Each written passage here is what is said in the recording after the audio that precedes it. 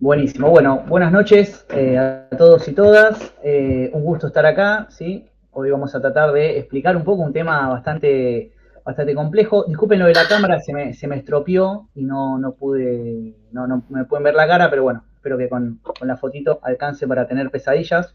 Eh, bueno, vamos a arrancar. Empiezo a compartir un poquito. Ahí vamos. Muy bien.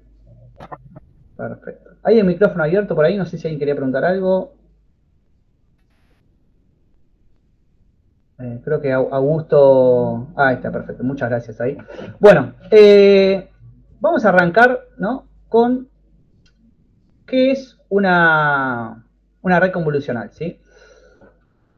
¿De dónde viene, no? Realmente la palabra, a veces para entenderlo, a mí me costó mucho entenderlo hasta que dije, che, pero para, ¿qué será convolución, no? Porque es una palabra nueva que quizás la persona que no venga de matemática no la tiene, ¿viste? Muy claro, porque convolucional me sonaba convulsión, ¿viste? Yo decía, ¿qué es esto? Bueno, lo que es la convolución realmente es una fórmula matemática, ¿sí? Como les digo, la gente que estudió matemática o que viene del palo de la matemática lo va a entender muy bien, pero para los que no, como yo, tengo una pequeña reseña que dice, la convolución es una operación matemática que combina dos conjuntos de números como secuencia de sus funciones para producir un nuevo conjunto de números. Básicamente toma un conjunto de números o una función y lo aplica sobre otro conjunto de números o una segunda función para ver cómo se afectan entre sí.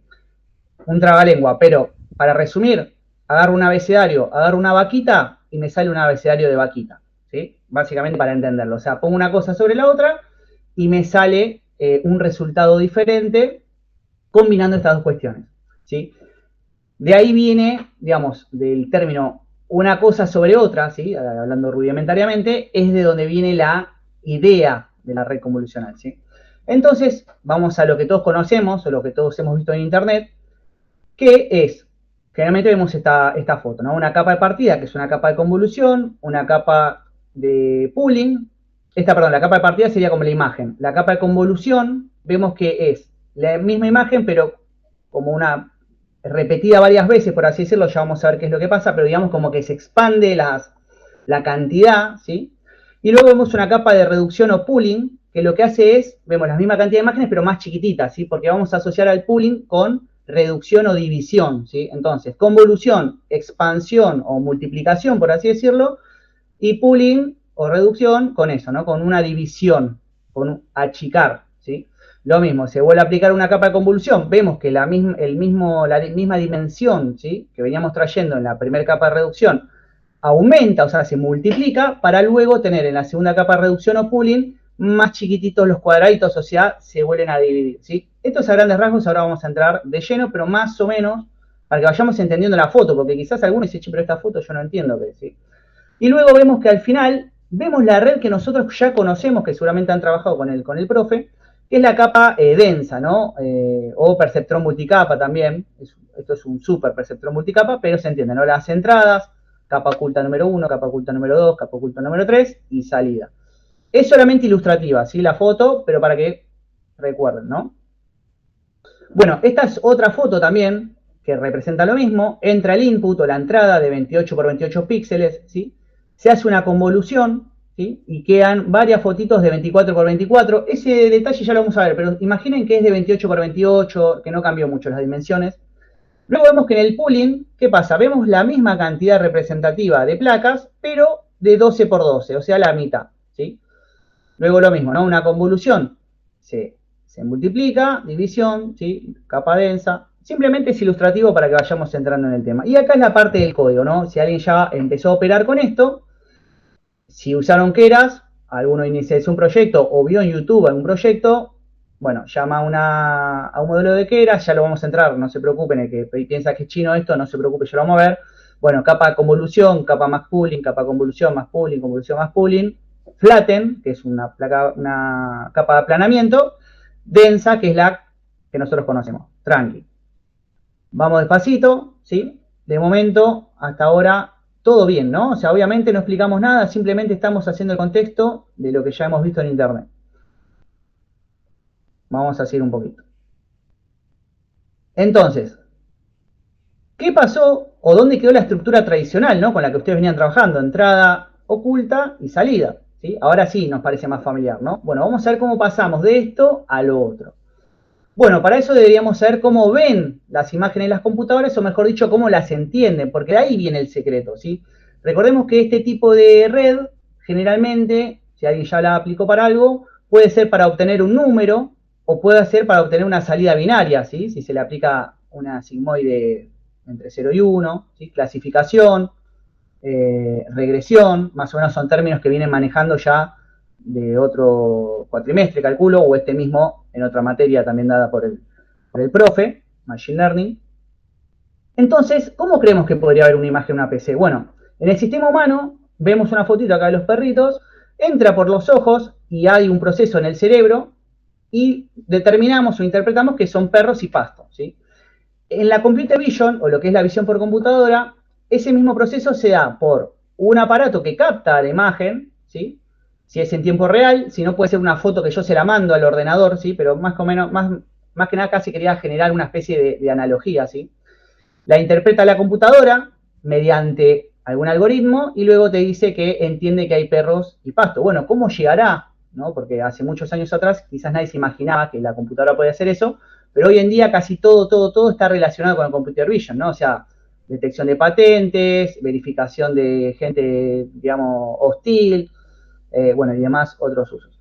Entonces vamos a suponer esto. Acá seguramente todos conocemos, la mayoría conocemos a la persona que está retratada, pero ¿qué pasa? La realidad es que esta foto, ¿sí? Ojo, si alguien no lo conoce, bueno, fue un gran jugador de fútbol, ¿sí?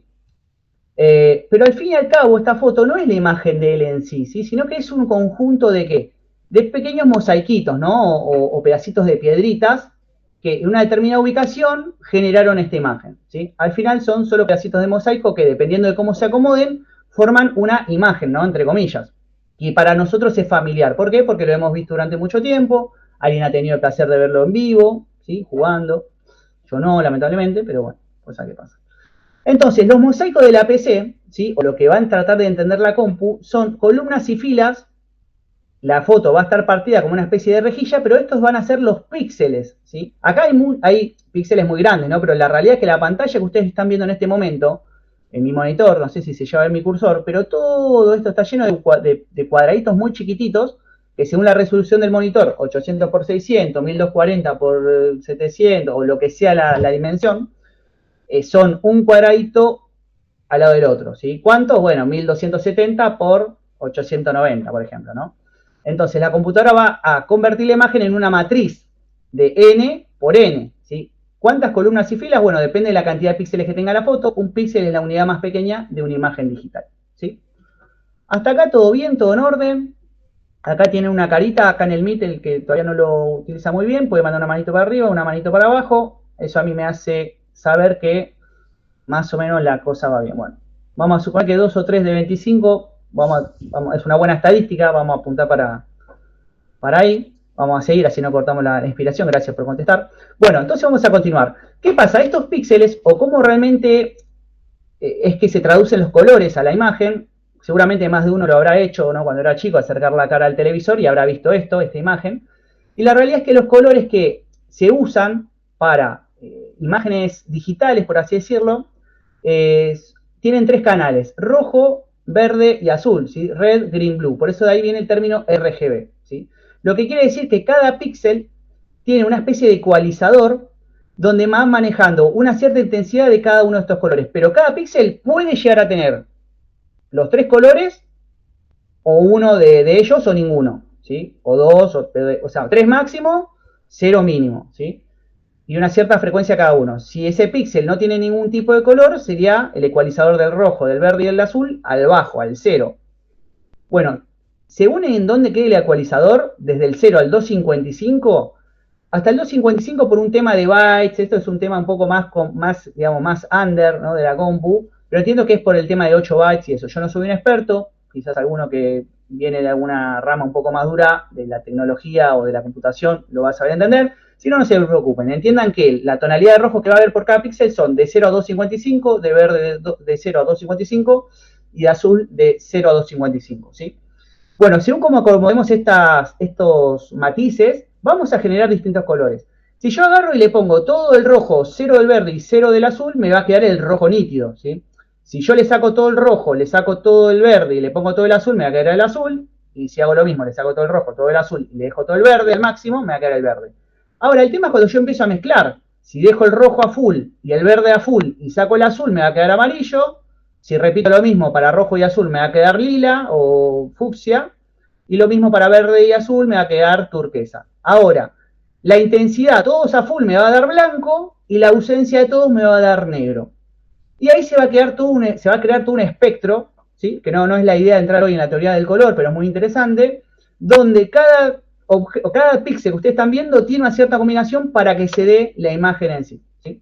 Entonces, la foto real del Diego en este caso es una combinación de una matriz de distintos, ¿sí? De cada píxel tiene un distinto valor de verde, en algunos no hay nada de verde, en otros hay muchos, lo mismo con el azul y con el rojo, se combinan para formar que en cada píxel un poquito de este verde, un poquito de este azul, un poquito de este rojo o nada de rojo me da ese cuadradito, el de al lado, el de al lado, y se va creando la imagen, ¿sí? No sé si alguien ya lo sabía, pero me parecía muy interesante, ¿sí? Por ahí, alguna pregunta, consulta, estamos bien, ¿no? Por ahora vamos bien. Muy bien, Sí, bueno, sí, vamos bien, se entiende. muchas gracias, muchas gracias, muchas gracias.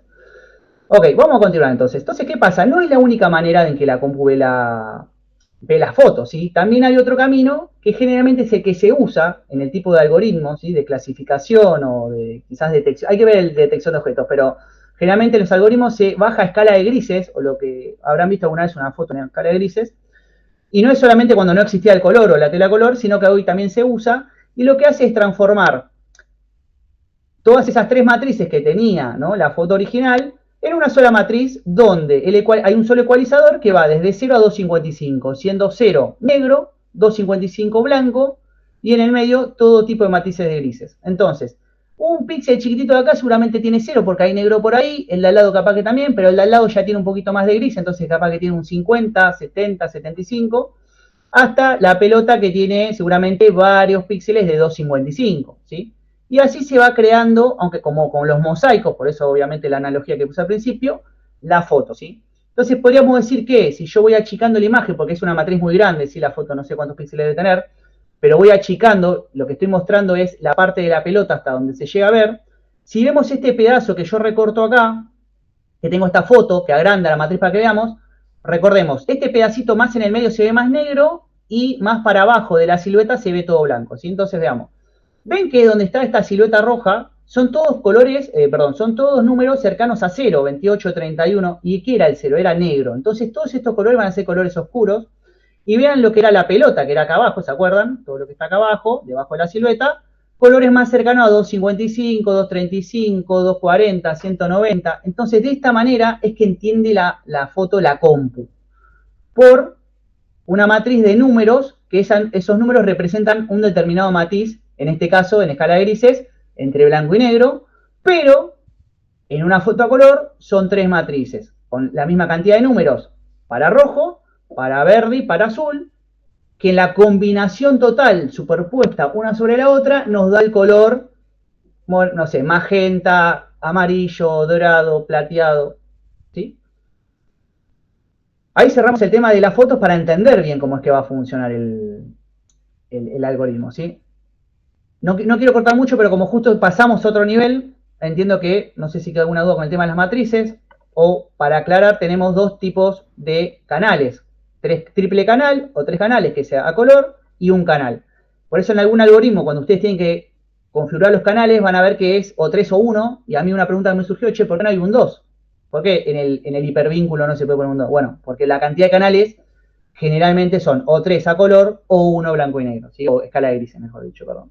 Hay otros canales, cero o negativo, pero no vienen al caso ahora, tienen que ver con la transparencia y otras cuestiones, pero nada, me parecía que estaba piola aclarar antes de comenzar, ¿sí? Entonces recordemos esto, foto de partida o capa de partida, que sería realmente la imagen que yo voy a clasificar, o que yo voy a tratar de pasarle esta red para que entienda y que me dé al final un resultado.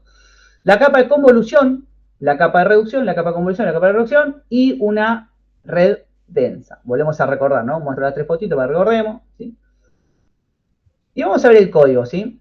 Dice tf.keras.ledger.com2, lo que está haciendo este código es crear una capa convolucional, ¿sí? Así se escribe o así se traduce en el idioma Python, que me cree dentro del modelo de CNN, o sea, modelo de Convolutional Neural Network. Acá llamo a un objeto, ¿sí? Para poder crear, ¿sí? un modelo. Y la primera va a ser una capa de convolución de 32, de 3x3, activación, eso no le demos bolilla por ahora, pero me quedo con el 32 y el 3x3. Alguien ya lo habrá visto, habrá dicho, ¿por qué 32? ¿Por qué 3x3? A mí me surgió la pregunta, ¿sí? La de pooling, ¿por qué 2x2? ¿Y por qué después una convolucional de 64 y de 3x3? ¿Y por qué otra pooling de 2x2 y no de 4x4 si entiendo que se va como multiplicando? Y lo mismo, ¿sí? Y ahora vamos a entender por qué. Pero es importante que acá reconozcan que hay una capa convolucional, una de pooling, convolucional de pooling, convolucional de pooling, flatten, aplanamiento, ya lo dije, densa, y por lo último, una sola salida, o sea, densa de una salida, que sería una red de una sola salida, con activación sigmoide, ¿sí? La sigmoide, recuerden, entre 0 y 1 el resultado.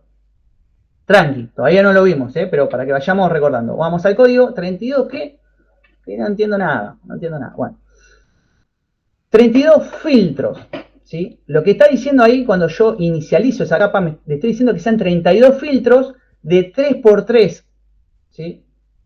Y ahí me van a decir, pero pará, ¿cómo? Pero ¿y la red y la neurona? ¿De dónde? Bueno, podemos entender quizás que en este tipo de redes, las neuronas se pueden acomodar como un equipo, ¿sí? Entonces podríamos decir, y lo digo con muchas comillas, ¿por qué? Porque vieron que en este campo de la inteligencia artificial que está creciendo a tan alta velocidad, a veces hay cosas que son supuestos, no sabemos, puede ser que esto sea la neurona, o puede ser que el filtro sea la neurona, hay que ver cómo lo interpreta cada librito, ¿sí? Pero recuerden que la neurona tiene un peso, ¿sí? Si ustedes han visto con el profe, ¿no? Tenían la entrada y había una neurona que tenía un peso que se iba a ir ajustando, ¿sí? Con el backpropagation, ¿sí? Bueno, esta va a ser la imagen de 5x5, imagínense que es una imagen de 500x500, no hay problema, no viene al caso la cantidad, y va a tener un píxel de un color, este va a ser seguramente cercano a negro, este también, son todos valores aleatorios, pero supónganse que hay mezclado con colores blancos, y es toda una foto muy linda, ¿sí? Y por el otro lado tenemos un filtro. Este filtro va a ser de 3x3 porque yo se lo indiqué, los filtros pueden ser de 3x3, de 1x1, de 5x5. Pueden ser de valores pares, también pueden ser de valores pares, ¿sí? Pero generalmente son impares, y ahora vamos a ver por qué. Y estos valores, esta es una foto que va a tener los valores que tiene a priori una imagen que ustedes saquen o de algún lugar. Si es una naranja, tendrá los píxeles que corresponden a los colores para formar una naranja en escala de grises o a color, ¿sí? Y esto, que es lo que nos interesa a nosotros, los valores dentro del filtro de la matriz de 3x3 van a ser aleatorios, ¿sí? Y ahí es donde viene el parecido, ¿sí? Con las redes neuronales que ya vienen viendo, ¿sí? Un peso aleatorio, ¿no? ¿Se acuerdan esto de la regresión lineal, ¿no? Cómo arrancaba, iba cambiando, ¿sí? Bueno, ¿cómo funciona la capa de convolución? Bueno, supongamos que tenemos la imagen entera así, 5x5, o sea, 5 píxeles de alto, 5 píxeles de ancho, por 1, una dimensión, o sea, un canal, escala de grises, ¿sí? Este último número, generalmente que van a ver, es la cantidad de dimensiones que tiene esta imagen, ¿sí? En este caso es una sola matriz. Si fuera color, seguramente sean 3, y sean 3 matrices, ¿se acuerdan? Una por el rojo, una por el verde y otra por el azul. En este caso va a ser una de escala de gris. Y lo que dice es que se le aplica la primera capa convolucional donde aparecen los famosos filtros o kernels que acabamos de ver, ¿sí? Entonces, este cuadradito que está acá, me tomé el trabajo de hacerlo más grande acá. Me costó mucho, sí, pero bueno, no pasa nada. Y acá es el filtro de 3x3, valores aleatorios, ¿sí? Menos 1, 0, 1, no, parece que no son aleatorios, pero vamos a imaginar que son aleatorios.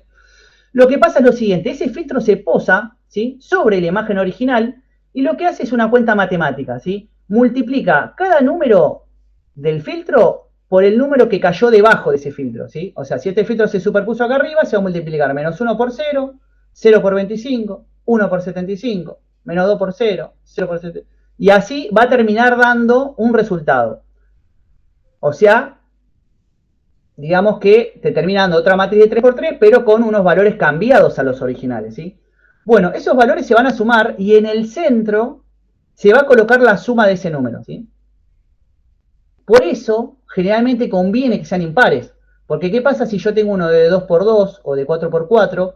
No tendría centro indicado para ponerlo. Debería como hacer una especie media de rosca para ver dónde pongo. En cambio, cuando yo hago impares, 3x3, siempre me queda uno en el medio, que es el que necesita este filtro para colocar qué cosa. La suma de la multiplicación de su superposición con la imagen original, ¿sí? ¿Qué va a pasar? Una vez que se multiplica y se pone el resultado ahí, ¿qué pasa? Se corre una línea, una columna, se corre el filtrito, tic, hace lo mismo y se coloca al lado otra la suma de la multiplicación, de la superposición del filtro con la cantidad de píxeles que abarca ese filtro en la nueva ubicación. Y así va a generar que se vaya completando todos los cuadraditos. Pero alguien muy perspicaz ya habrá dicho, pero disculpe, una consulta. Yo entiendo lo que me dice, pero ¿qué pasa con lo que queda afuera? Bueno, ya vamos a ver eso, no se preocupen. Pero háganse la idea ahora de que se va a generar una nueva imagen o una nueva matriz con resultados diferentes por la multiplicación. ¿De qué? De los valores o pesos que tenía el filtro por los valores originales y colocado en una ubicación donde luego, con el pasar de las iteraciones, va a ir completando todo este mapa, ¿sí? Vamos a ver un ejemplo. Acá te está mostrando qué es el filtro y te muestra la multiplicación. ¿Ven? Ahí te coloca el filtro, tic, tic, hace la cuenta, hace la suma y te coloca el 9. Acá lo mismo, ven el filtrito, tic, tic, tic, y coloca el 9. Ahí coloca el otro número, que va a ser el 8. ¿Sí? Acá. Toma ese, acá lo hace más rápido, obviamente, tic, tic, y va completando, ¿ven? Un nuevo mapa de características a partir de ¿qué? De uno original. Esta era la foto original. Este es el filtro y esta es la nueva matriz que va a salir, ¿sí? Ahora ustedes me van a decir, bueno, pero pará, en el ejemplo anterior no se ubicaba acá, se ubicaba acá. Bueno, porque es una técnica que ahora vamos a ver de cómo hacer para no perder ese borde, que en el ejemplo anterior quedaba en blanco, ¿sí? Y en este hay una resolución que hace que queden todos completos. Pero no prestemos atención a eso, ¿sí? Me interesa que nos quedemos en el proceso de cómo se llena, más allá si queda en blanco alrededor o no. Me interesa que entiendan esto, la multiplicación superpuesta, ¿sí?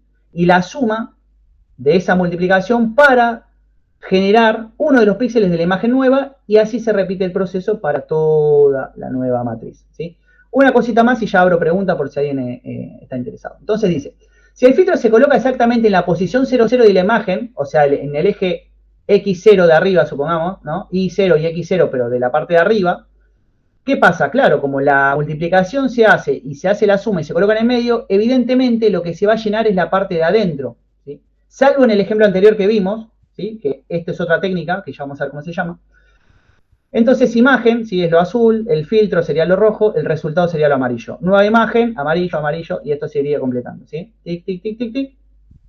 Entonces, esto generaría una nueva matriz con distintos valores en su interior, ¿sí? Vemos que la matriz se ha reducido, pero esto no siempre pasa. Hay técnicas como el padding o relleno que permite mantener su tamaño original. Por eso en uno de los ejemplos que vimos, si alguien tiene memoria, que arrancaba una imagen de 28 por 28 se convertía en una de 24 por 24 en la primera convolución, tranqui. Si el que se acuerda de que no se preocupe, ya lo vamos a repasar. Pero bueno, entonces, ¿qué pasa? Cuando yo no aplico ninguna técnica de padding o de relleno, en la primera capa de convolución, que es aplicar estos filtros, ¿se acuerdan? 32 por 3x3, ¿sí? 32 filtros de 3x3, me termina achicando la imagen que a veces no quiero que pase eso, ¿sí? Entonces está el padding estándar, que la técnica de esa es agarrar a la imagen original y rellenarla con ceros al costado. ¿Para qué? Para que cuando el filtro se pose, me termine devolviendo una imagen con las dimensiones originales de alto y ancho. ¿Por qué? Porque yo le estoy agregando, o sea, estoy previendo lo que va a pasar y le agrego a esa imagen original, o sea, la agrando un poquito, ¿para qué? Para que cuando se recorte me quede del tamaño original. Y si no, la que vimos es el padding reflectivo, ¿sí? Que lo que hace es estirar los valores, ¿sí? Hacia afuera. En el caso de las puntas se triplica y en el caso del que tiene una sola salida se tira para arriba, digamos, un solo número, el 5 también. Ahora vamos a lo mismo, 6, 5. Vamos a ver cuando llega acá, el 7 se repite 3 veces porque se puede ir tanto para arriba como para el costado. Esto se llama padding reflectivo. O sea que el filtro arranca como por afuera, pero los valores que están tácitamente o inexistentes, toman los valores, digamos, que replican o reflejan los números que sí están en la imagen, ¿sí? Ojo, esto es lo menos importante de todo el tema, ¿sí? Simplemente es un dato de color para que quizás alguno que tenga una confusión, alguna persona que tenga una confusión, che, pero ¿por qué hago con espacio en blanco? Bueno, son unas técnicas que se usan para rellenar, ¿sí? Pero no es lo importante. Lo importante, o lo del corazón, de esto viene esto. Lo Hugo, complejo es que no se aplica. Sí, perdón. perdón, no, ¿Estoy no, compartiendo? no, no, acá estoy, Hugo, acá estoy. Ah, Más ok. que nada, ¿cómo van hasta ahora? Les cuento un poco lo que está explicando Hugo. Es básicamente imagínense que ustedes ponen una foto de un casco, de un elefante.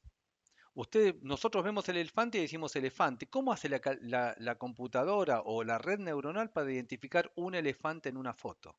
Algo que nosotros no vamos a entender porque Hugo ahora lo va a ver, van a ver qué pasa cuando yo tengo un elefante y le aplico un filtro. Me transforma una imagen en toda otra cosa. Yo el elefante original que tenía me lo transformó en algo que yo ya no lo entiendo más, pero la computadora está tratando de analizar cuáles son las características de un elefante en su idioma numérico y matricial para identificar un elefante.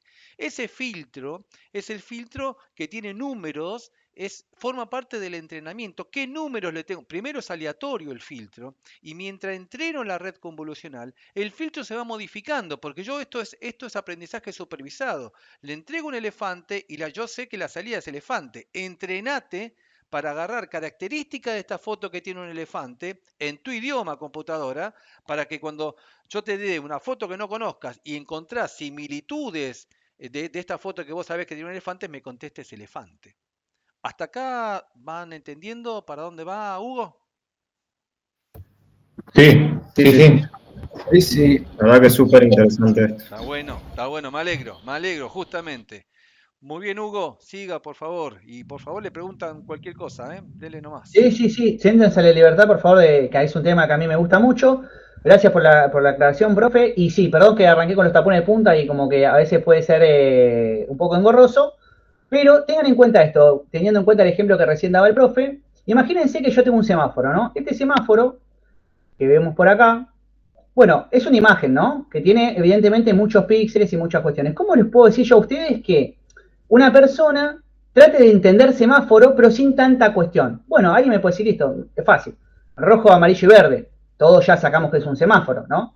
Bueno, digo, bueno, pero achicalo más todavía, porque la realidad es que, digo, necesito sacar todo o economizar, digamos, la cantidad de espacio disponible o lo que ustedes quieran, pero que se siga entendiendo que es un semáforo. O sea, quiero sacar solamente 3 píxeles de esta foto y entender que es un semáforo. Y él me dice, listo, esto es muy fácil.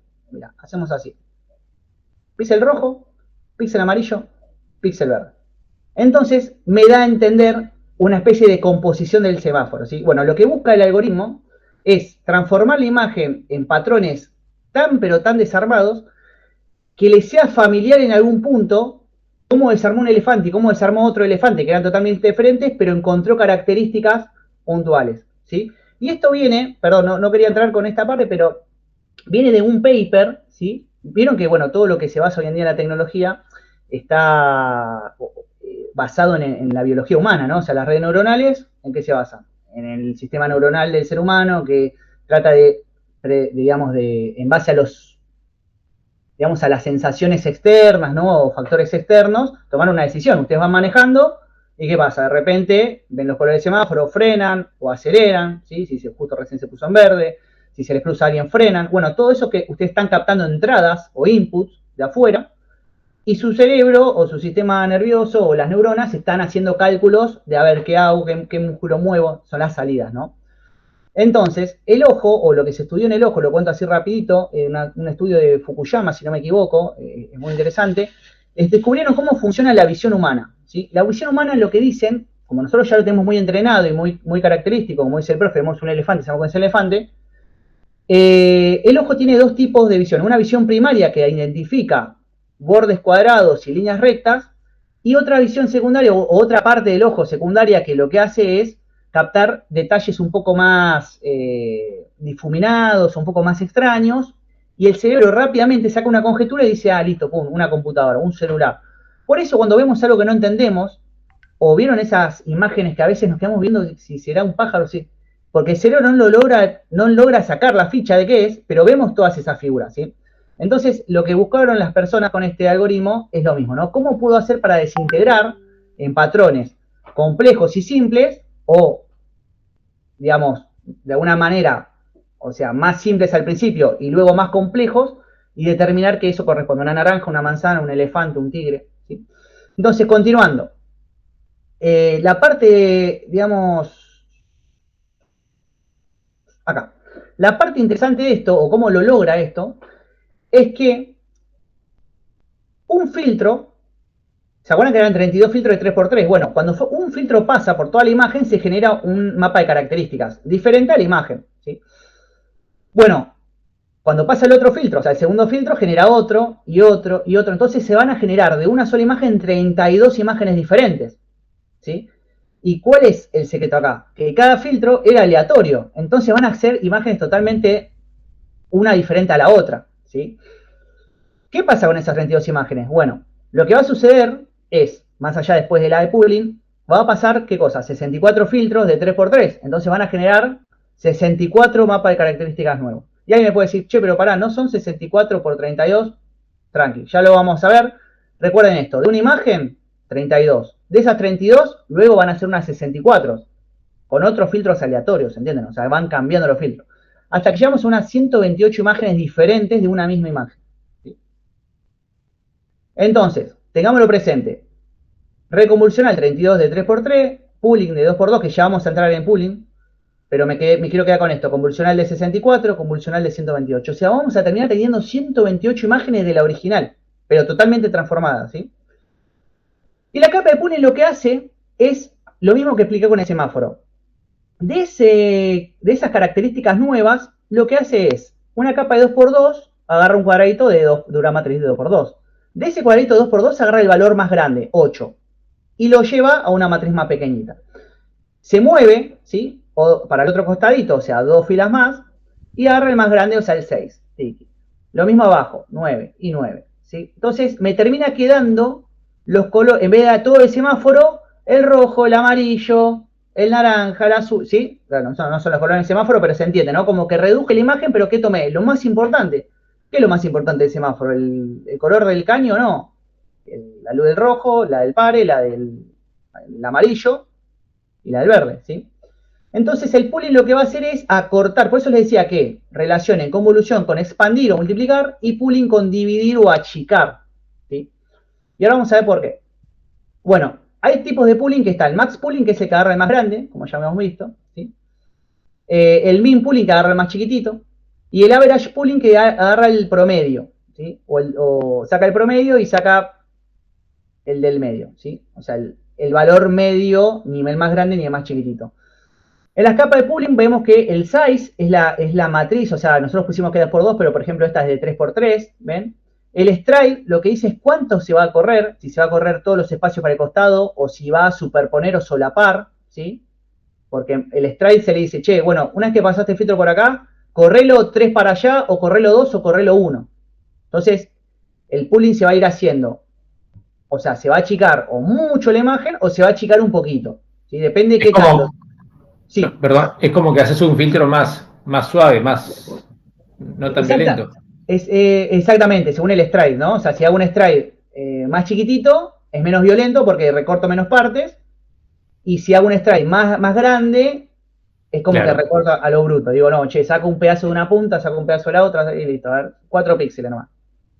Pero bien la idea se entendió, ¿no? O sea, según qué stride yo ponga o según qué tantas columnas en el medio tenga, cada filtro de pooling que va a ir pasando, se va a recortar más o se va a recortar menos de la imagen, ¿sí? Generalmente se dice de 2x2 y la imagen se reduce a la mitad, generalmente, ¿sí? En la mayoría de algoritmos. Por eso van a ver pooling 2 de 2x2. Y eso lo que significa, más o menos, cuando hacemos la cuenta, que cada 4 píxeles queda 1. Entonces te va a terminar recortando la mitad de la imagen, ¿sí? Entonces el proceso, y ya pasamos a la parte del código, ¿no? Esto no es todo aburrido, ojo. Entonces el proceso consiste en que por cada capa convolucional se aplica una cierta cantidad de filtros de un tamaño determinado, luego se aplica una capa de max pooling, también con un tamaño específico, lo que va reduciendo progresivamente el tamaño de la imagen.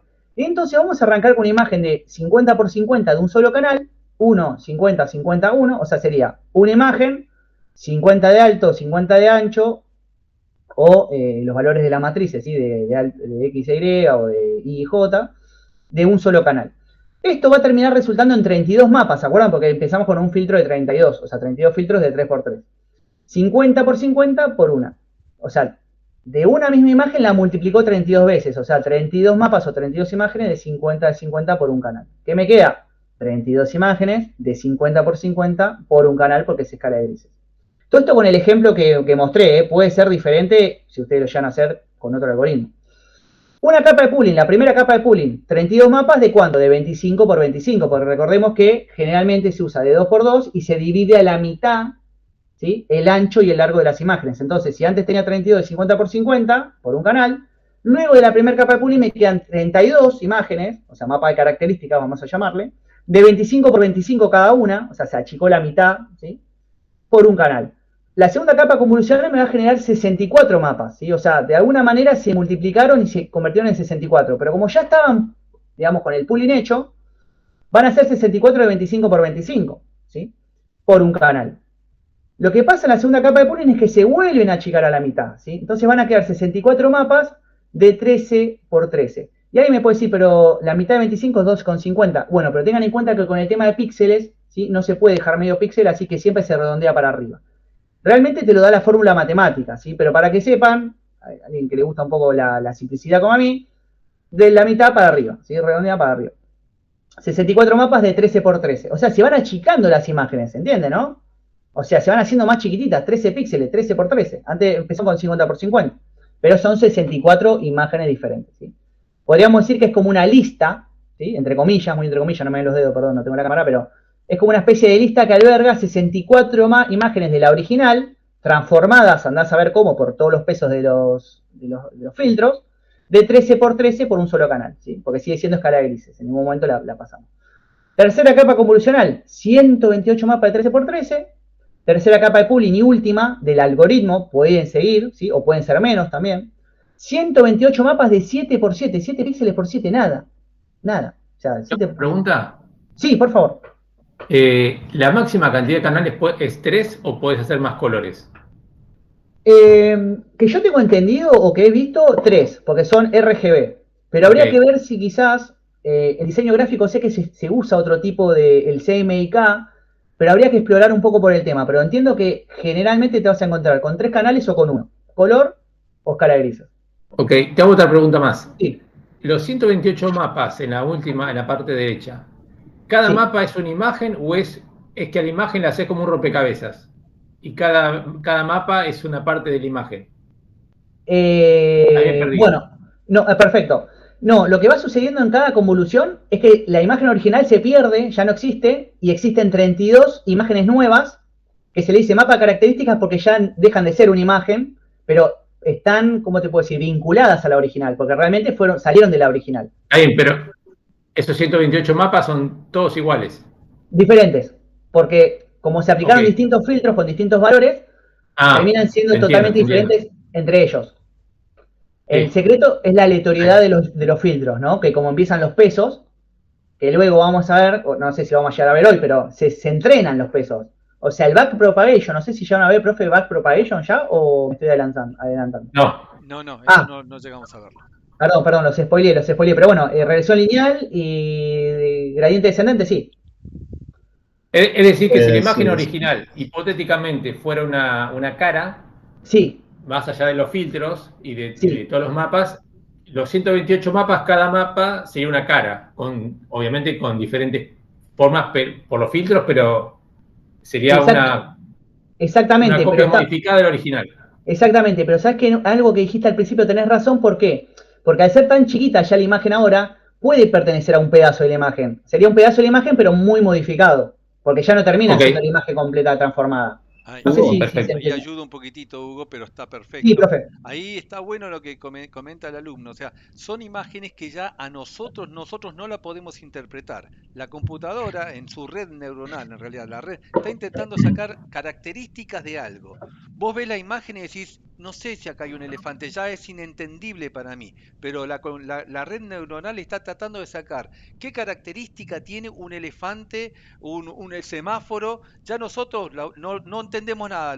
Las 128 imágenes a nosotros son cosas raras, extrañas, que no entendemos absolutamente nada ni la podemos interpretar. Exactamente. Es como que ya empieza a identificar algún patrón o algo parecido. Exactamente. Bueno, ahí lo tiene Hugo también para mostrar. Ahí seguí, por favor. Exactamente. Ahí vamos a la parte más creativa, que justo como bien comentaba el profe, y bueno, estamos hablando y debatiendo con el compañero. No le voy a mostrar todo el algoritmo porque no viene al caso, pero está bueno, después se los voy a dejar para que el profe lo pueda subir al tablón. Pero vamos a arrancar con una imagen, ¿sí? recuerden, imagen en escala de grises, ¿sí? Imagen en escala de grises, y lo que pasa con la primera capa de convolución, ¿sí? Arrancamos con una imagen de 50 por 50, ¿sí? La imagen de 50 por 50 sería esta, ¿sí? O no sé si la tengo, pero bueno, en fin, sería la del perrito, pero de 50 por 50. ¿Y qué pasa acá? Con la primera capa de convolución se transforman en 32 imágenes diferentes, ¿ven? Siguen siendo original, la imagen original transformada, pero ven que esta, por ejemplo, le tocó filtros como se ve que muy negativos y quedan solamente 2 puntitos blancos. Esta parece una lluvia de estrella, esta parece la galaxia de la Vía Láctea. Entonces, acá ya empieza la primera convolución, o sea, se multiplicó la imagen, la original ya no está.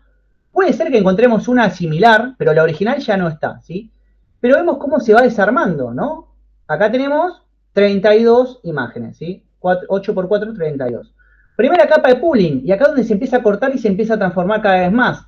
Las mismas imágenes que se le aplica el pooling quedan, ¿ven? Como que totalmente, o sea, no sé si alguna vez el ejemplo que puedo dar, pero es como que agarran una foto y le empiezan a sacar pedacitos de adentro, entonces la foto quizás la siguen entendiendo, pero se ve como de manera diferente, ¿no? Si ustedes cortan en cuadraditos una foto, de lo que sea, y le van sacando cuadradito sí, un cuadradito no, un cuadradito sí, un cuadradito no, posiblemente la entiendan, pero se va a ver diferente, ¿no? Lo que sucede es que hay fotos que ya se terminan perdiendo o no. Capaz que la compu encuentra, o el algoritmo encuentra en estos, che, mirá, resulta que todos los perros se transforman en esto. Ah, bueno. Bueno, segunda capa de convolución. Acá vemos cómo arranca, ¿no? Más o menos, cómo van quedando, ¿sí? La capa, una de las imágenes de las 32, ¿sí? Contra una de pooling, ¿sí? Acá les está agarrando aleatoriamente, por eso no es la misma, pero vamos con la segunda capa de convolución, ¿sí? La segunda capa de convolución, ¿qué hace?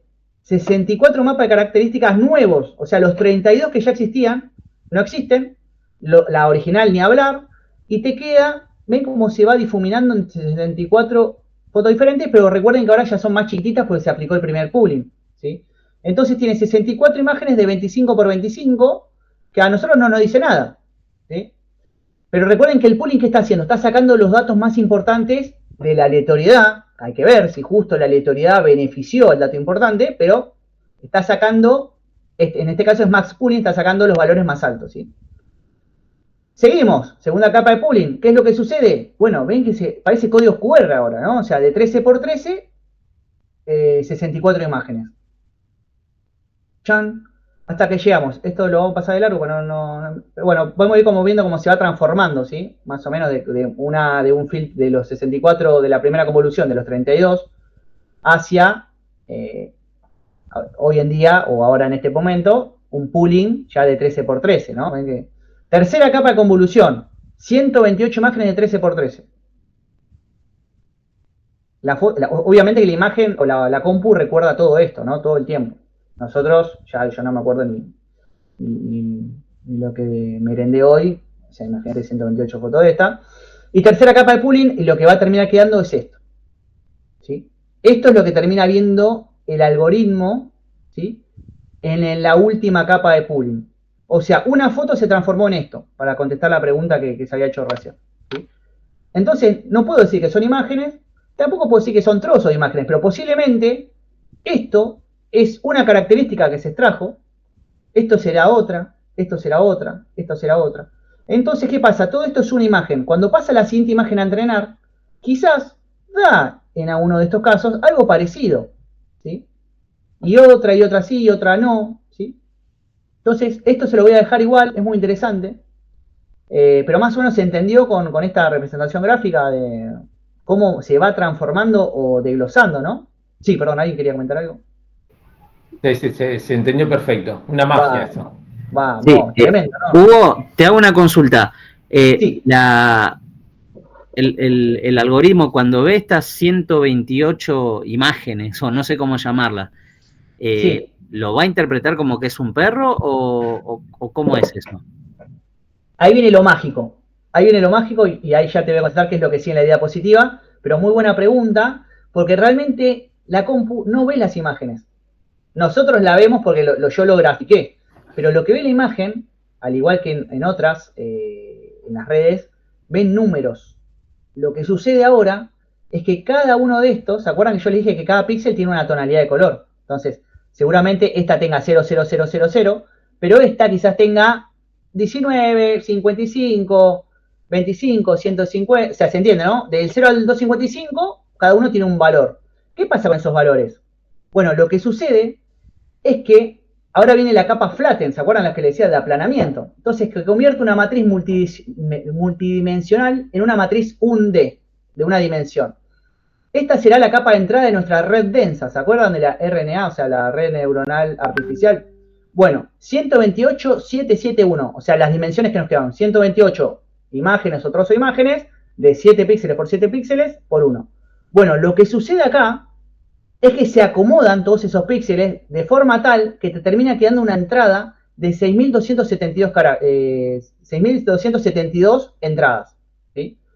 O sea, un vector de 6.272 valores. ¿Qué valores? Bueno, 150, 255, 0, 1, 2, lo que haya quedado en los píxeles, ¿no? O sea, digamos, todo esto arranca acá y dice, bueno, che, ¿qué quedó acá? 0. ¿Qué quedó acá? 0, 0, 0, 0, 0. Bueno, acá 0, 0, 0, 0, acá.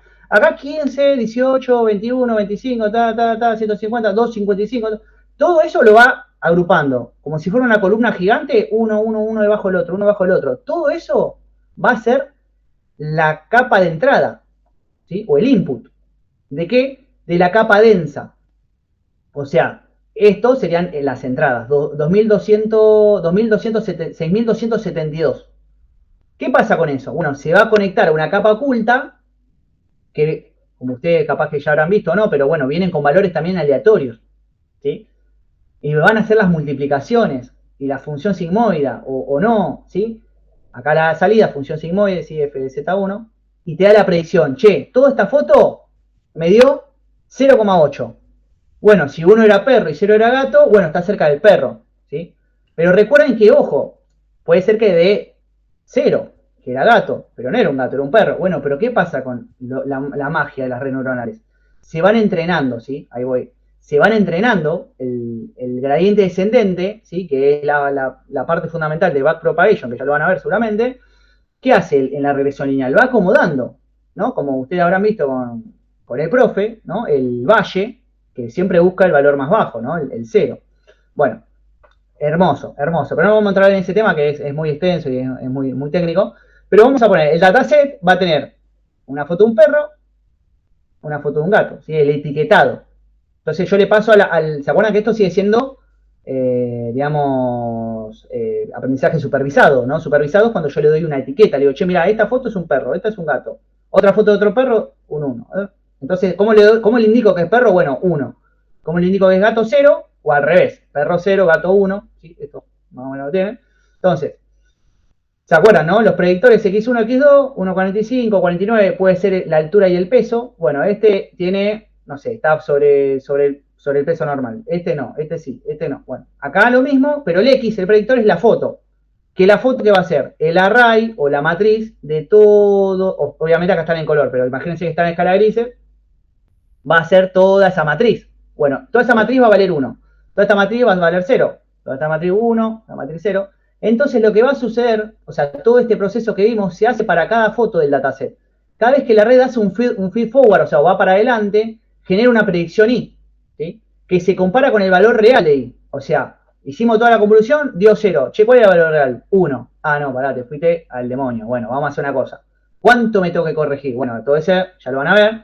Tiki, arranca de vuelta. O sea, calibra los pesos. Capaz se lo calibra mucho para un lado, mucho para el otro, pero a lo largo del entrenamiento debería, como muy bien decían los compañeros, en algún momento, che, ciertos patrones o cierto conjunto de números, podemos entender esa capa plana, ¿sí? Lo que queda acá, como un código de barra. Quizás, y esto es una teoría que nunca lo pude, por falta de tiempo, nunca lo pude comprobar, pero quizás los perros tienen un cierto código de barras y los gatos tienen otro. Che, mirá, de los 6.272 la realidad es que quedó 0,001. Che, con este gato también, 0, o sea, más o menos parecida. Entonces, hay que ver, si a alguien le interesa demostrarlo, no sé si se entendió, pero digo, va a buscar patrones en esa cuestión. Che, mirá estos números que de esta foto se parecen a los números de esta foto. Ah, quizás están relacionados. Esa diferencia de un error, y con ese error se hace el famoso backpropagation, perdón, no quiero spoilear, propagación hacia atrás, que sirve para ir ajustando los pesos. Primero se ajustan los de la capa densa, ¿sí? Que son la de la capa final, y luego sigue hasta llegar a los filtros. Después de repetir esto varias veces en cada época, los pesos se van afinando y la red queda lista para hacer predicciones sobre nuevas imágenes con bastante más precisión, ¿sí? ¿Para qué nos sirve todo esto? Bueno, procesamiento de imágenes, ¿sí? Para pasar de blanco a negro, de detección de patentes, y los algoritmos Computer Vision, que es clasificación, que es en el que está basado este ejemplo o esta charla, detección, que es muy interesante, es tremendamente interesante cómo se hace la detección de objetos, es muy increíble, gato, perro, pato. Esto, bueno, la segmentación y hablar, ¿no? ¿Qué parte de la foto le corresponde al gato? ¿Qué parte corresponde al pato, al perro? Y la generación, ¿no? O las GANs, que es lo que hoy en día ya está muy de moda, cómo genera de nuevo una imagen en base a lo que ya aprendió, ¿no? Así que bueno, colorín colorado, mi tiempo aquí ha terminado, muchas gracias. Les muestro unos collabs si quieren, si están interesados, pero bueno, ya les agradezco la atención, espero que haya sido fácil de digerir. Vamos a pasar con el código de este algoritmo, así que también se los voy a dejar. Entrenador Apple Orange. Este funciona en la vida real, ¿sí? Si quieren lo pueden correr y jugar con su cámara web. Lo que sí les recomiendo para usar una cámara web, Visual Studio Code, porque en Colab no te deja abrir ventanas emergentes. Entiendo hay soluciones, pero son un poco complejas. Pero bueno, vamos a leer un poco de código. Esto quizás se puede tornar un poco difícil o aburrido, pero importamos las librerías. Usamos el directorio donde están las imágenes y recuerden que necesitamos tener, ¿qué cosa? Los datasets, que es lo más importante. Tanta foto de manzana, tanta foto de naranja. Pero perdón, profe, ¿usted quería comentar algo antes de pasar a esta parte? Quizás que quería... Pero nada, espectacular, Hugo, 10 puntos. Primero de todo, 2 minutitos para así vemos Sí, código sí. también, que está muy bueno también. Bueno, un poco la idea con Hugo era, primero de todo, ya que está, le pregunto, esto lo hicimos con Hugo el cuatrimestre pasado, y bueno, Hugo ahora comprimió las cosas para que entren en una clase. Capaz que estaría bueno, no sé, Hugo, si a vos te parece, y si los alumnos, por lo menos no para ustedes, sino para el cuatrimestre que viene, dedicarle 2 clases a esto, como para que Hugo tenga un poco más tiempo. ¿Cómo lo ven ustedes? ¿Cómo lo vieron? ¿Hasta qué punto se entendió? ¿Qué les pareció? ¿Ideas para el trabajo práctico? Nada, los escucho, a ver qué les parece. A mí me encantó la clase, la realidad. Me alegro. Súper, súper, súper interesante y da un poco, yo tenía un poco una idea de un proyecto, pero esto como que terminó también capaz de definir, queda hablarlo, charlarlo con los chicos, los del grupo, pero más o menos tengo una idea. A mí me pareció fantástico y al final la parte de detección ya algo había visto unos videos, no sabía que existía lo de segmentación, pero claro, es una magia, esto es una cosa impresionante. Bueno, Horacio, Estoy alucinado con esto. viste lo que te decíamos, lo hablábamos con Hugo esto y ya le doy espacio a Hugo porque es mucho más interesante lo de Hugo que de esto, pero muchas veces con Hugo decíamos, vamos a darle algo más para allá, que todavía quizás falta, pero aparecen conceptos como pesos, como ahora imagínense ustedes no solamente entrenar los pesos, sino los filtros, porque el tipo arranca con filtros aleatorios y llega a un resultado y decís, no, che, hiciste mal, esto es gato, no es perro. Entonces el tipo calcula los pesos de la neurona y después modifica los filtros. Es una locura esto, no sé cómo para... Eso me parece fantástico, que automáticamente diga, che, esta neurona dale más peso para que tenga Espera, menos y eso, error. y No. después el filtro, el primer filtro de pooling que hiciste de convolución, cambialo, donde dice -7, ponele 3, que por ahí creo que va a andar bien para detectar gatos. Andala. ¿Cómo te das cuenta para después de todas las cuentas que hiciste, darte a lo último, de darte cuenta que era gato? Bueno, es una locura. ¿Tá? Bueno, la idea era justamente tirar algo así, que alguno se caliente con esto en el sentido de, che, me volví loco, entendí poco o me pareció impresionante esto, y capaz que esto les da idea para hacer algún trabajo práctico. El que tenga ganas de sumergirse en esto, como no tengo algo, capaz que con Hugo tendríamos que preparar algo similar de procesamiento del habla, entonces decir, le tiramos los 2 temas que ahora están bien en boga, que ustedes puedan quizás irse por ese lado. La idea era tirarle este tema. No sé si hay preguntas o lo dejamos a Hugo para que muestre un poco el código, que bueno, me parece que estuvo espectacular la clase. Hugo, dale nomás con el código. Buenísimo, bueno, muchas gracias. Sí, la verdad que esto es una magia increíble. A mí me voló la cabeza. La realidad es que, bueno, siempre lo digo, no es por chupar medias, pero Con el profe he visto unas materias muy interesantes, aparte me encanta la forma de clase, de cómo da la clase. Bueno, ustedes después tendrán sus opiniones a medida que vayan cursando la carrera. Pero bueno, nada, la realidad es que me transformó la mente. Yo estaba por dejar la tecnicatura porque me parecía aburridísimo el primer cuatrimestre. Y bueno, nada, la verdad que me despertó justamente esta materia, por eso me gusta y le pedí al profe el espacio. Me despertó esa creatividad y bueno, y no paré, seguí por segmentación, detección y bueno, generativas. Pero bueno, vamos a continuar con el código, ¿sí? Si no, vamos a poner a llorar todos. Entonces recuerden, siempre lo más importante de todos los entrenamientos, ¿qué es? Es el dataset, ¿sí? Ya sea en el de Titanic o en el de las casas, cuánto vale una casa en Florida. Bueno, para lo que es cualquier tipo de Machine Learning o de Deep Learning, bueno, el dataset es muy importante. Obviamente que no nos vamos a meter en técnicas que van a ver ustedes en ciencia de datos, ¿no? De clases desbalanceadas y demás temas, pero es interesante que esté bien consolidado y que los gatos sean 1 y que los perros sean 0 o al revés, pero que no haya gatos que sean 0 y 1, ¿sí? O al revés. Eso es fundamental, ¿no? Una que yo tengo el dataset, bueno, como ustedes han visto, tenemos el train, tenemos el test, ¿sí?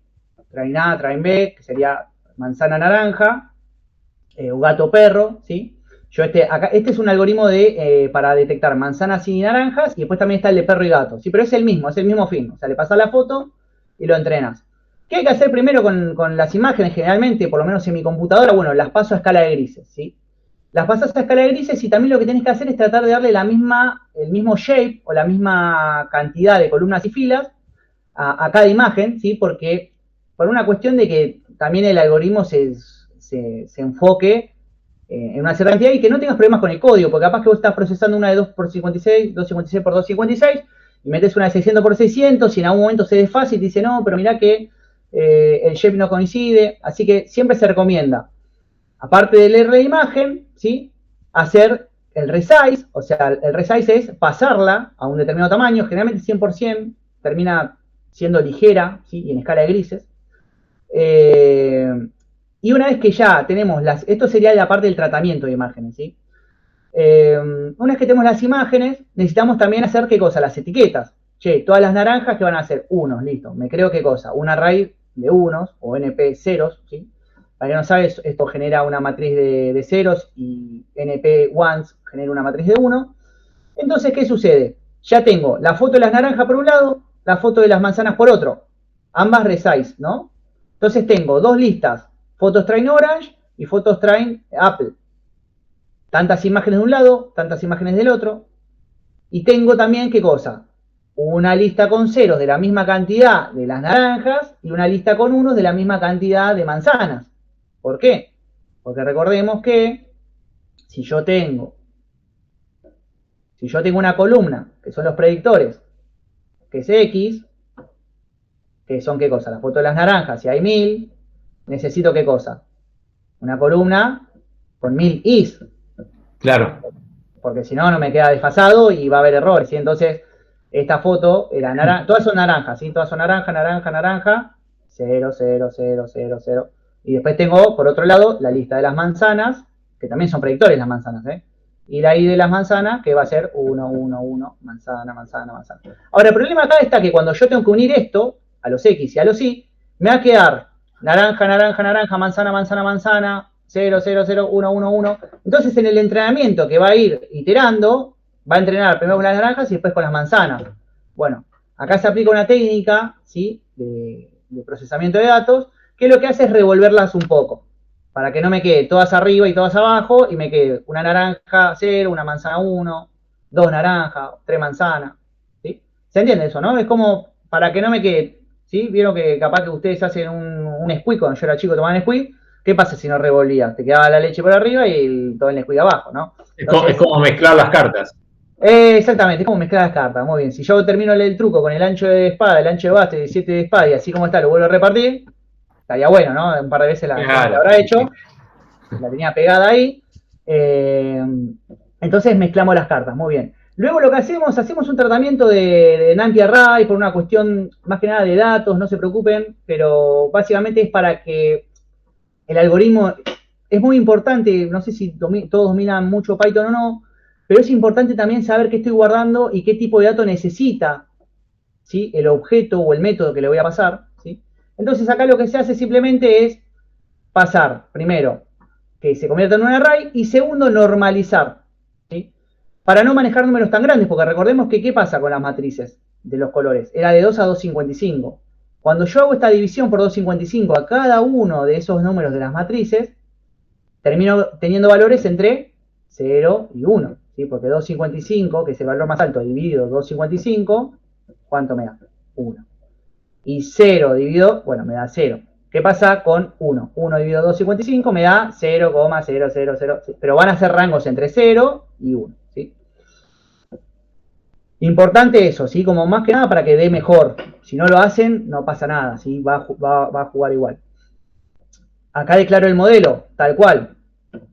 Ojo, hay varias, está PyCharm creo que es, y hay otros modelos también que se pueden ejecutar. Este es el de Keras Model Sequential, la capa convolucional, el mismo que vimos en la diapositiva.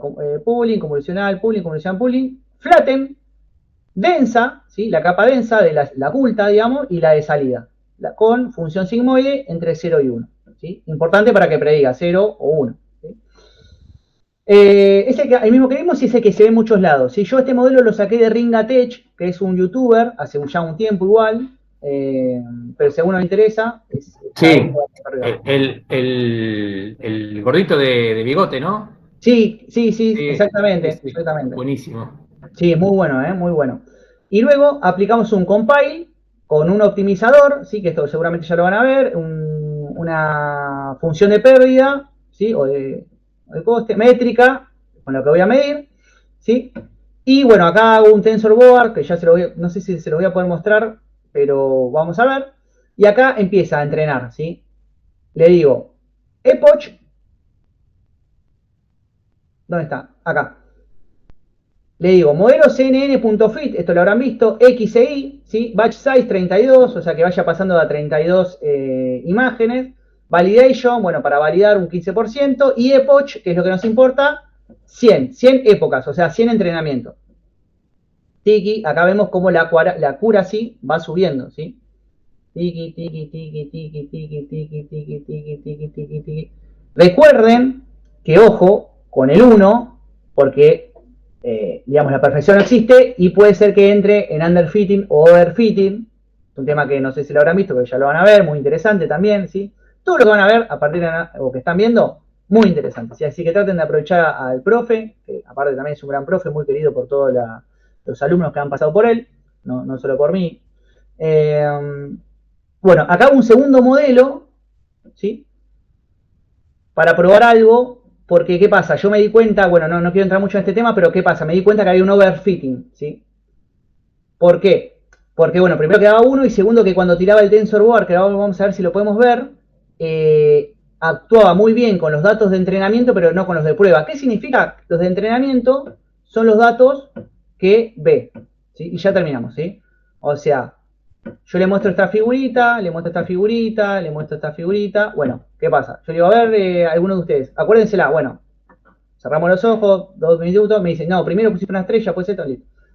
Ahora yo te pregunto, che, ¿qué figura es esta? Ah, no, ni idea. Bueno, esa no, justo no, pero esta. No, ni idea, nunca la vi. Ah, bueno, no la puedes predecir, entonces entrenaste mal, porque vos solamente podés predecir lo que viste, no lo que no viste. Y la idea de un algoritmo de predicción es que prediga, generalmente, en el global, ¿no? De las cosas. O sea, que identifique cualquier naranja que puede llegar a existir, no solamente las que vio en la foto.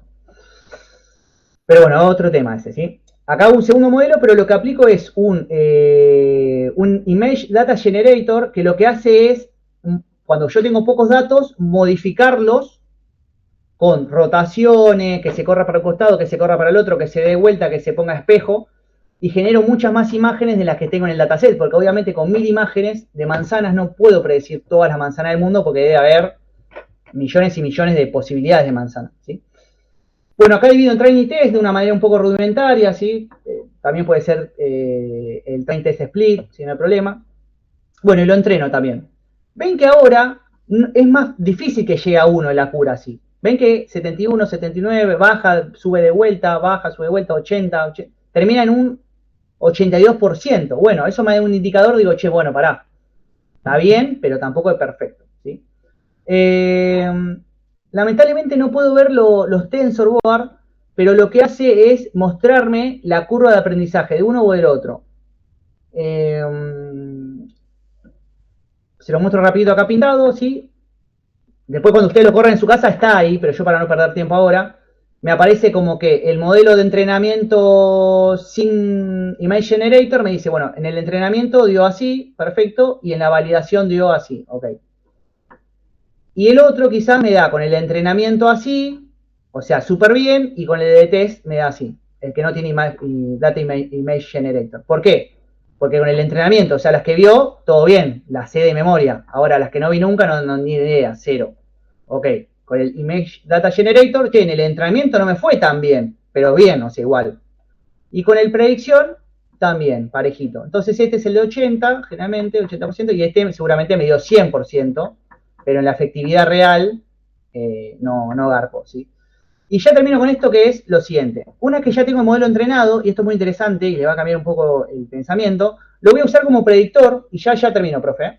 Lo voy a usar como predictor, entonces, lo que yo hago, una vez después de entrenarlo, perdón que me comí una partecita, después de entrenar todo esto que les mostré, y ver el TensorBoard, y ver las métricas, y ver cómo resultó, y ver los gráficos, lo que yo hago es guardarlo, ¿sí? Con una función que se llama save, acá, que dice modelosn2.save, bueno, me lo guardé como modelosnn appleorange.h5, ¿sí? En el predictor, ¿qué hago?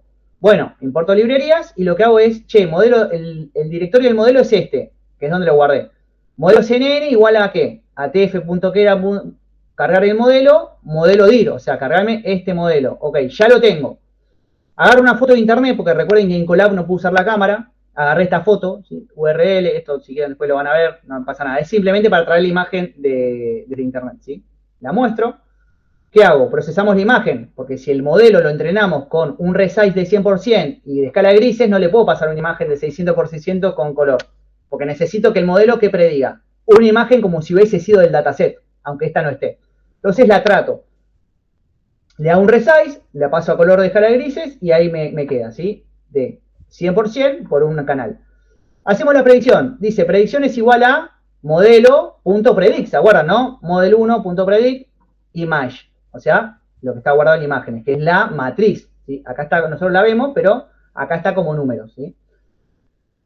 Le digo, si la predicción es menor a 0,5, porque recuerden que es una sigmoide, es manzana, ¿sí? O sea, si el valor resultado me dio de 0,5 para abajo, es cercano a 0, o sea, etiquetámelo como 0, que es manzana. Y si no, naranja. Lo que me da la predicción, que es 1, ¿no? Naranja. Listo. Ok. O mayor a 0,5. ¿Le pegó? Le pegó. Bien, porque es una naranja. ¿Sí? Si lo hago manzana, funcionaría. Pero, y con esto me retiro, todo lo que aprendimos la teoría, y es lo más difícil, y la realidad es que lo estudié un montón y me encantó, pero después dije, cuando vi esto, dije, no, ¿para qué estudié tanto? Lo que podemos hacer es, miren, from transformer import pipeline, y lo que hacemos es traer un modelo ya entrenado que está de Microsoft, ResNet 50, ¿sí? Lo traemos de esta manera, así, una sola línea. Traemos la librería PIL, ¿para qué? Para poder darle formato a la imagen, ¿sí? Porque recuerden que, como les comenté, es muy importante en Python saber los formatos o los tipos de datos para que saber si el modelo o lo que estoy tratando de hacer acepta. Es como que usted vaya a una maquinita de café. Capaz que todas no aceptan billete de 1000 pesos. O capaz que ahora sale un billete nuevo de 20.000 pesos. Capaz que vas a comprar un café y no lo acepta. Entonces tenés que saber, ¿acepta 20.000? Sí, bueno, entonces listo, compro. Si no, error o me come la guita, ¿sí? Procedemos a hacer la predicción. Result es igual a classifier, que es el modelo, imagen P, que es la imagen procesada, ¿sí? Is Apple, o sea, lo que está diciendo es que estos modelos funcionan con múltiples etiquetas. Entonces lo que está diciendo es que si está Apple en uno de los valores de los labels, ¿sí? Básicamente está traducido, es Apple True seguramente, y si no, es Orange, ¿sí? Esto quizás es un poco complejo, pero básicamente dice, si is Apple, o sea, si está Apple dentro de los labels, ¿por qué? Porque va a agarrar la foto y te va a decir, acá hay es un 80% de posibilidad, etiqueta naranja. 70% mandarina, porque está entrenado para muchas clases, ¿sí? No solamente para naranja y manzana. Capaz que eso es lo complejo también manejarlo, ¿sí? El nuestro que hicimos casero, naranja-manzana, multiclase. Pero vos le decís, si llega a estar la palabra Apple dentro de los resultados de los levels, listo, es Apple, is true, ¿sí? Y si no, o sea, si ya está naranja, es orange. Entonces, bueno, acá un simple condicional, si existe o si isApple es true, es manzana, si naranja es true, es naranja, y si no, no se detectó ni una manzana ni una naranja. Cuando corremos el algoritmo este, nos damos cuenta que predice también muy bien, es una naranja. Entonces, de esta manera, que fue muy cortita, o hacerlo nosotros caseramente, que se lo recomiendo, que está muy buena la experiencia, ambos predijeron muy bien la naranja. Y bueno, y eso es todo. Después le voy a dejar todo esto que hablaba el profe para que lo suba y que lo puedan aprovechar para su trabajo. Así que muchas gracias, profe, por el espacio, como siempre, muy agradecido.